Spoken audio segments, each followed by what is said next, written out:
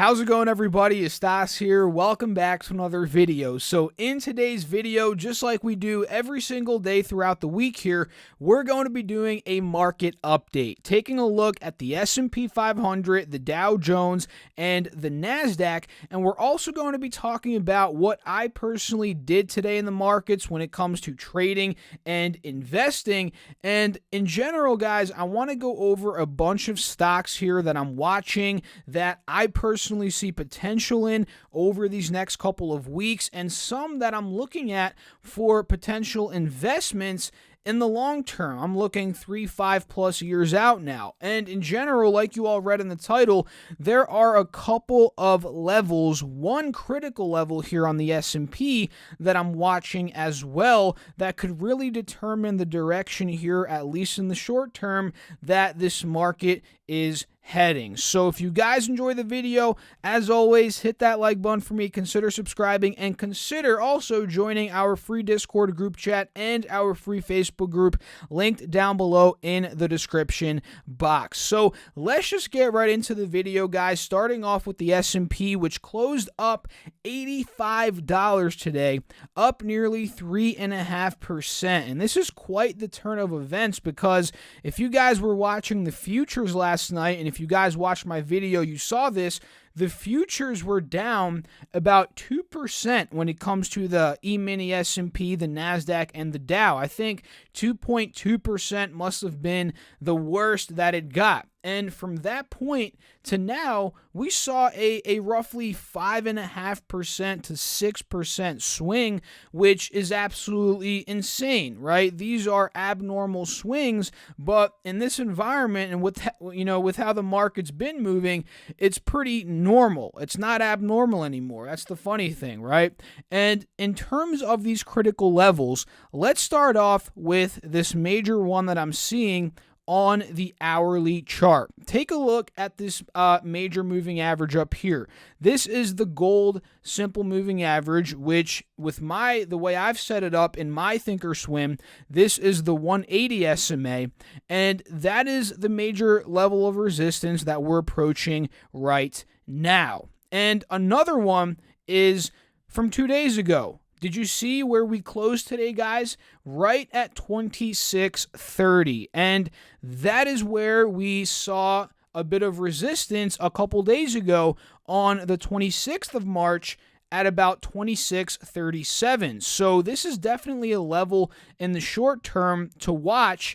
And in my opinion, honestly, although overall I'm still bearish on the markets, I think in the short term, if we do see maybe even tomorrow a break above this 180 SMA, we may fill the gap up to this level right here, being around 27.30. And why am I saying that? Well, because take a look, guys. We filled this range from 24.50 to 25.80, and we talked about that in the previous couple of videos. So the bulls won that range there, and now we're heading to the next one, which again is about 25.80. That's the new floor here. That's the support, with the next resistance being that gap up to about 27.40. So again, if we break this 180 SMA, I could see the S&P in the short term rallying up to 27.30 and maybe 27.40. And from there, if that happens,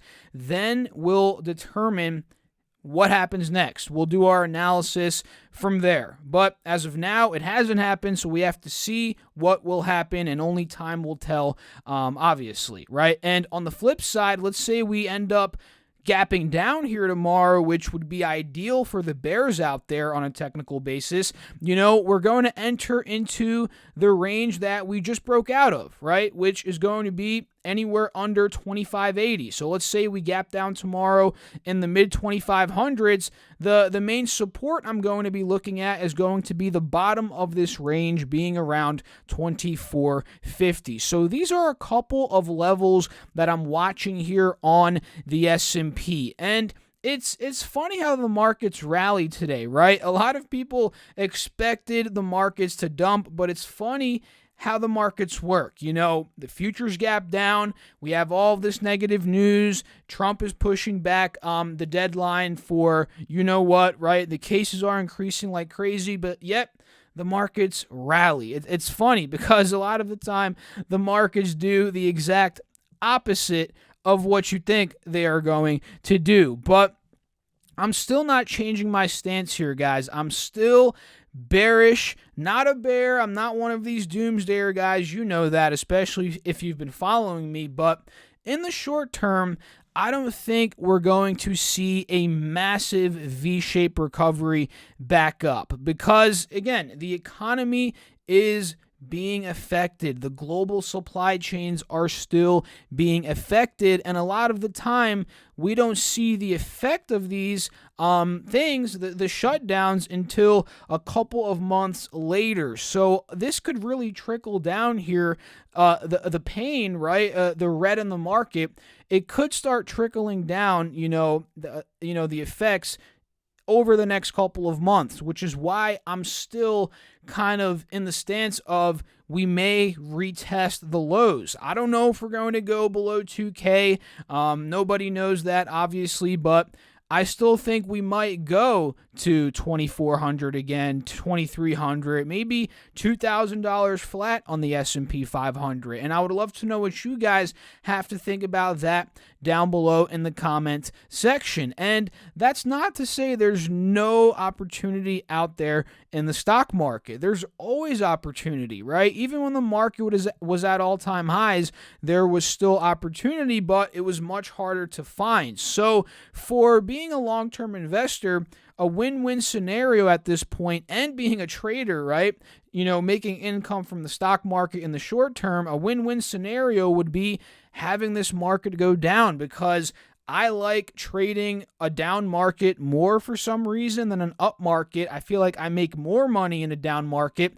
And at the bottom, not saying we can call bottoms, but as stocks continue to fall down, a long-term investor likes that. So that's why it's a win-win scenario for me, and I'm sure for many of you guys out there as well. If we take a look at the Nasdaq today, guys, up 4%. So this thing was down 2.3% in terms of the futures. Now we're up 4%. So that's a swing of about 6.5% in the Nasdaq. Up 300 points again, like I said. And in terms of technicals here, the Nasdaq is actually breaking a major point here. We're breaking that 50 simple moving average. We pulled down, we retested 76.50, which was a pretty major level of support I was watching. So that's pretty good in the short term. You really can't deny that. This is a sign that the bulls are slowly taking over here. And if we're taking a look at the next level that the Nasdaq could push to, it's going to be around 79.50, which is really the gap that it needs to fill at this point based on this range that I just drew. And let's say it breaks that, the next level could be maybe 8,100, maybe 8,150, but we'll see what ends up happening if that does end up happening, and we'll do our analysis if it ends up happening, right? So the Dow Jones today up 700 points, almost 700 points, up 3.2%. And this one is pretty much hovering right around that 50 SMA. So I'm interested in seeing, guys, and you'll notice this across the major the major indexes, they're all at critical points. Tomorrow is going to be a very big day in determining some more direction. Obviously, the markets have been pushing up, but if we get another gap up tomorrow, that could mean more green in the short term, honestly. Although, again, I'm short term, I'm a bear in this market at this point in time, right? So that's kind of it in terms of the major markets. And at this point, the markets have rallied for about 4 to 5 days. And if we see the recovery, it's been from 323, which is March the 23rd, up to where it is now, let's take a look at how much it's recovered. It's recovered in terms of the S&P about 17%. And I believe to be technically back in a bull market, this has to rally up 20%. I'm pretty sure that is what would constitute it as a fresh bull market. But we'll see, again, what ends up happening tomorrow. That's really going to dictate what, if it's a bear market, bull market still, or whatever. And of course, it's going to dictate the direction. So let me know down below in the comments, what are your thoughts on that? Now, let's get into kind of what I did today in the markets. And I didn't do anything, guys. Shocker. Last week, I didn't trade for 2 of the days. And today, with this pop in the market, and us being at that critical level, those couple critical levels that we just talked about, I didn't really want to force any swing trades, any long positions in terms of swings like I have been, right? I haven't been forcing anything.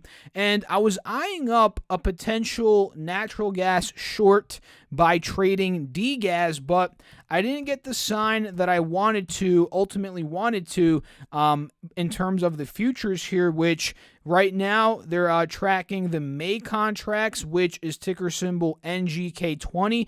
I was watching, what time frame was it? I believe it was this 5-day. No, I think it was the 20-day. I was watching this 20-day 1-hour chart. And as we were seeing resistance here at about 1-ish p.m. Eastern Standard for natural gas here,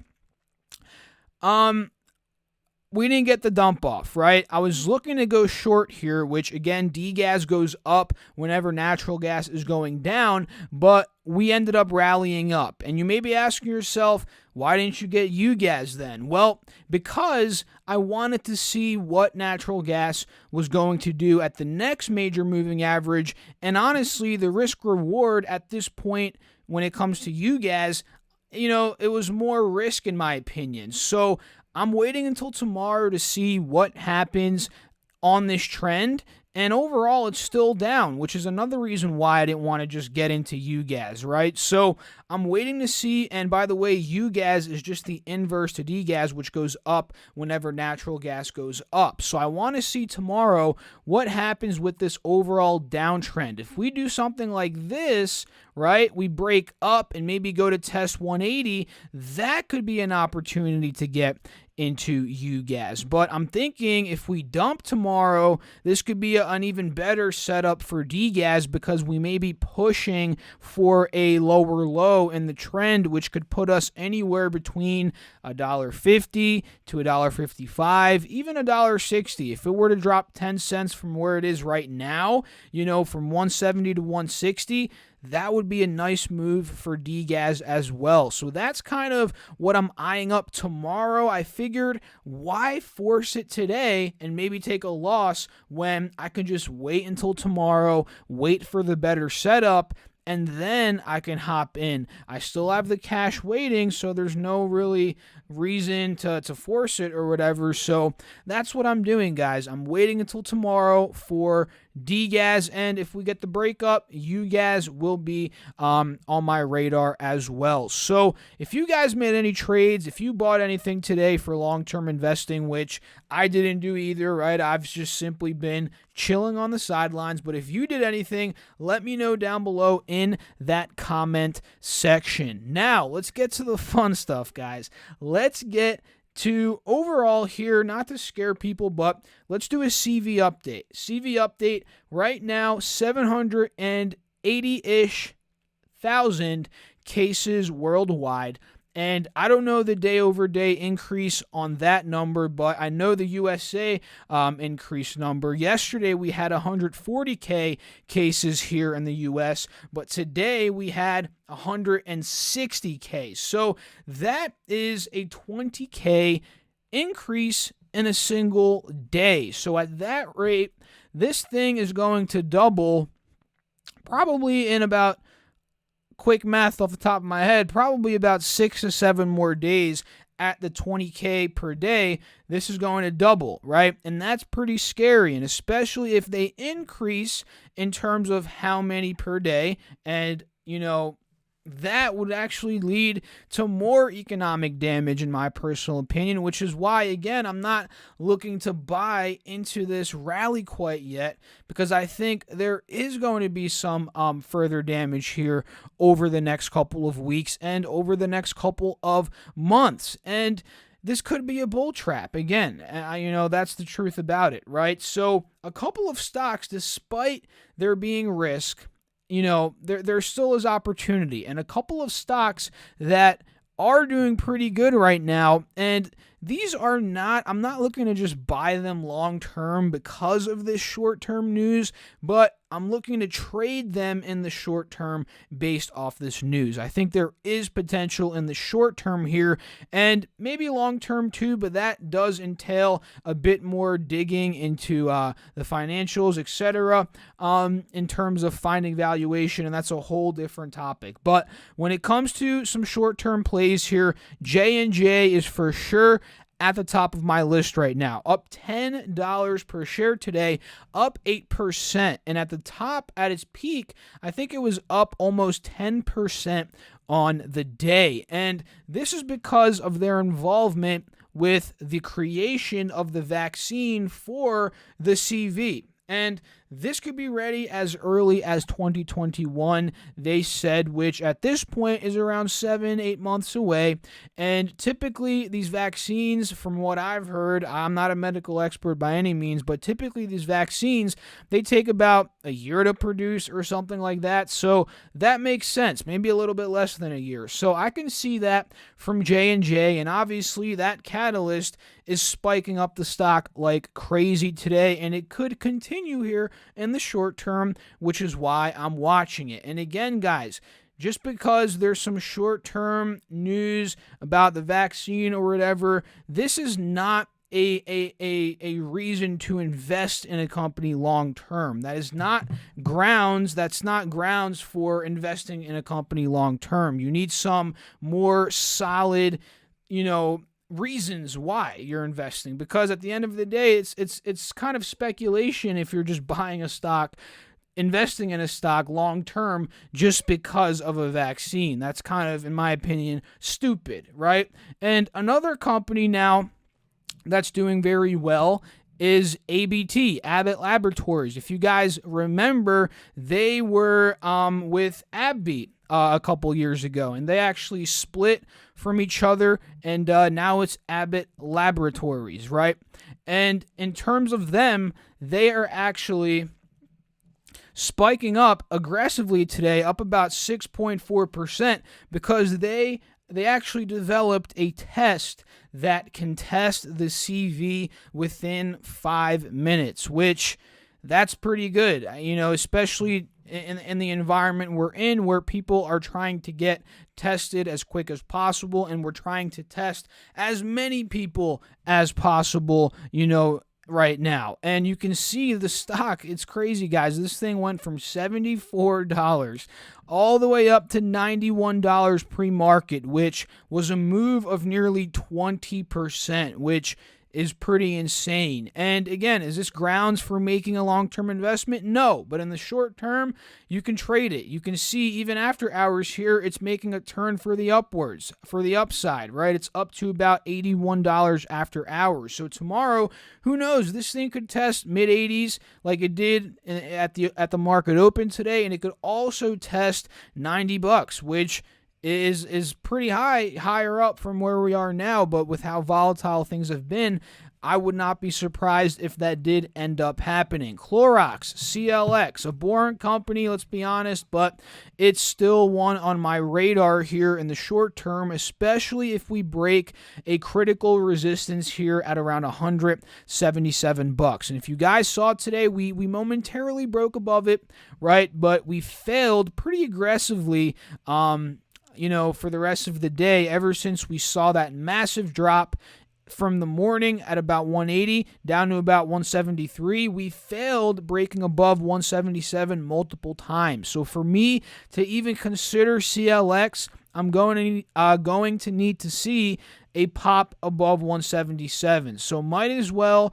create an alert. Mark is at or above 177. Create. And if you guys don't know how to do that, I'm sure at least one of you guys do not know how to create an alert. All you have to do is right click on your ThinkOrSwim platform, go down here to create alert, and you can see Mark is at or above. You can do at or below depending on what kind of alert you want to create, and then you put the price here, whatever your price target is. So 177 is mine. Might as well just create another one.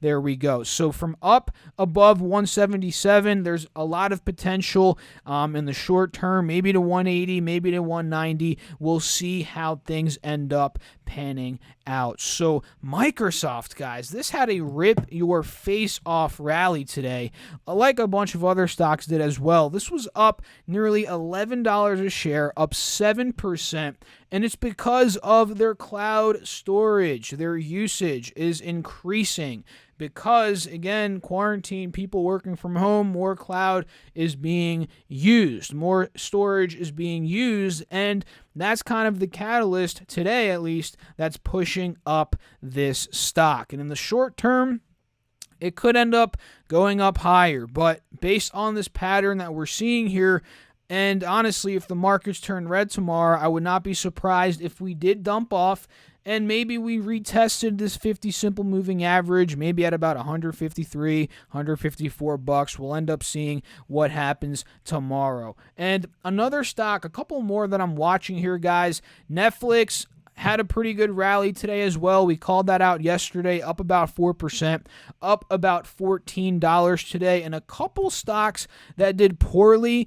Carnival Cruise down about 11% today, down $1.61. Boeing, which doubled in the matter of a couple days here, actually dropped $10 today, down 6%. So despite the markets being up, pretty strong day across the markets, there are some stocks out there that are still struggling. Boeing is still struggling. Carnival Cruise Line still struggling. And in my humble opinion, this is going to continue over the next couple of weeks. And I could be wrong completely, guys. I'm not a fortune teller. I'm just telling you what I personally think here in the stock market. So let's go over some other interesting plays here that I'm eyeing up. Crude oil.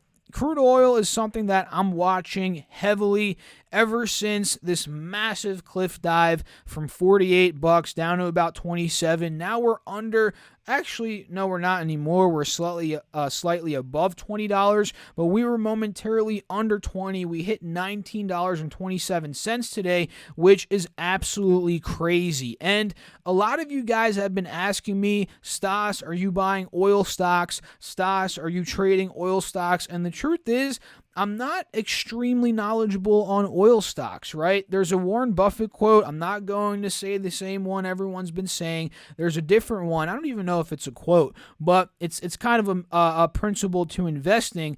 It's not to invest outside of your circle of competence, right? Don't invest in things that you don't understand. And for crude oil, honestly, not that I don't understand it, but I'm not too heavily into the industry, into oil stocks, to know enough about them to actually be confident in picking one, right? And that's the truth about a lot of investors, not pretty much every investor. Not everybody knows everything about every single industry and how it works and the best stocks to pick. So the truth is, I'm not going to never learn about this. I'm not never going to dive deep into crude oil. Honestly, I'm starting to dive deeper into it now, learning a lot more about it now, because when we see these massive dumps, honestly, that's where you start to see a bunch of value in stocks like ExxonMobil. I know Occidental Petroleum,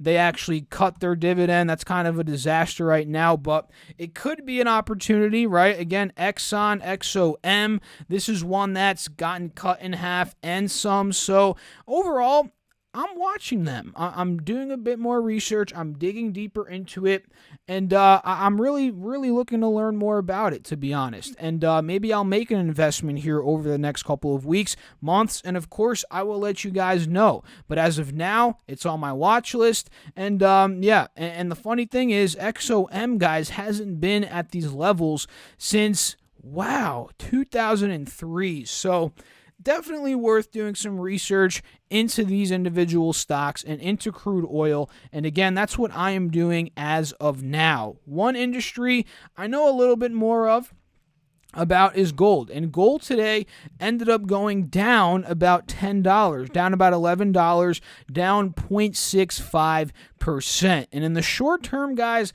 honestly, I'm bullish on gold. Kind of the target that a lot of people have been talking about is $2,000. I know a lot of bulls out there think it can go to $5,000, $10,000, whatever. We're not getting into that, but I think 2,000 is a pretty reasonable target in the short term, especially if things were to turn for the worse, especially if the economy were to get a lot worse, the markets, the stock market were to get worse. I think that's very possible. So I'm watching gold short term. An ETF I like is GLD, and you guys can see today it was up about $1, not much movement at all.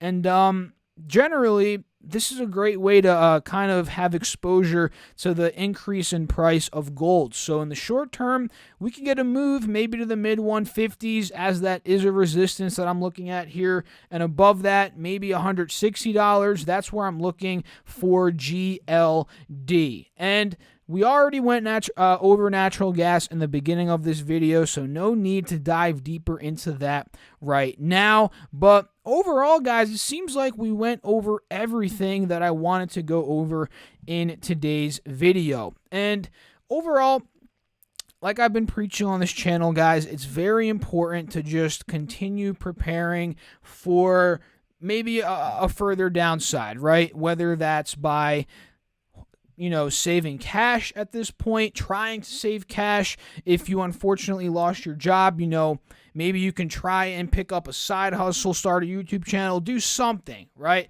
This is the time to really just buckle down and try to formulate some sort of logical plan for the future, or just try to figure out kind of how you can come through this as an investor, as a trader on top. Because again, like I've mentioned across this video and many videos, as the markets crash, there's a lot of opportunity. You can make money on the down end. You can make money by buying stocks as stocks get cheaper. There's a lot of opportunity. The only thing you have to do is position yourself correctly and prepare. And if you're already prepared, that's an even better position to be in. So in 5 to 10 plus years out, you'll thank yourself, because likely if you've done the work, the research, you've invested in solid companies, you formulated trading methods that you've been able to profit using over the previous couple of years, that's going to be where you want to be, right? So I'll end off the video here, guys. If you enjoyed it,